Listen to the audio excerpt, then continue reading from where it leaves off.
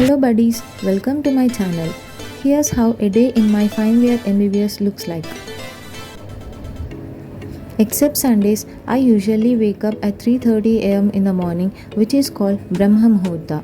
I brush my teeth, have my morning dose of coffee and do some yoga.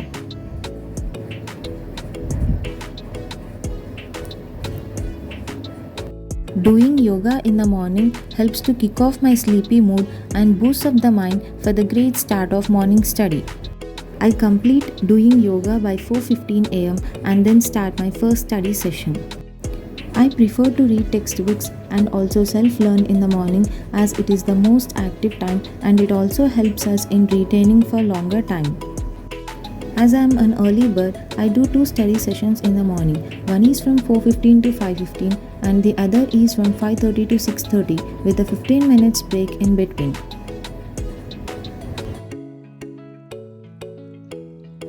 Then from 6:30, I'll get fresh up and do puja. Have my breakfast and pack my bag with the books and stationery I need and I get ready to the college. If you are loving the vlog, kindly do consider in liking and subscribing the channel. Greenery is the best part I love on the way to my college. Currently, we were posted in General Medicine department. Our professor said to go to ICU and take a history of the patient and then we will be having clinical case discussion. And when we reached there was an ascitic tapping procedure just about to start and first we observed that. This patient history goes like this. He is a 35-year-old male patient presented with the complaints of abdominal distension since 10 days which is gradually progressive and complaints of breathlessness since 2 days. Patient has chronic history of alcohol intake since 10 years and he started daily intake of alcohol from last 3 years. He is also a chronic smoker since 10 years. And he is a known hypertensive and diabetic patient. On examination, pallor is present and icterus is very prominent on sclera and bilateral pedal edema is present.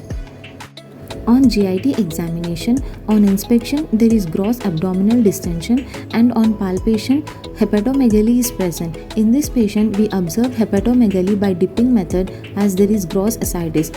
The surface of liver is nodular and the spleen is not palpable.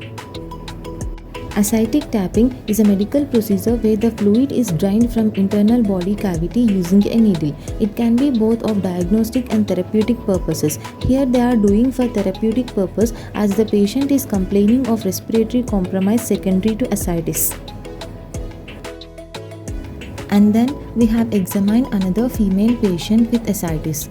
As the patient is very cooperative, every one of us have learned how to elicit the sign of shifting dullness in the patients of ascites. Presence of shifting dullness indicates at least 1.5 liters of free fluid in the peritoneal space, and the procedure for eliciting shifting dullness is like patient will be in supine position and we should start percussion from above downwards in the midline till below the umbilicus where we get dullness. Now begin by percussing at the umbilicus and move towards the flank. Mark the dullness tympani transition point. Turn the patient to opposite side and wait for 30 to 60 seconds.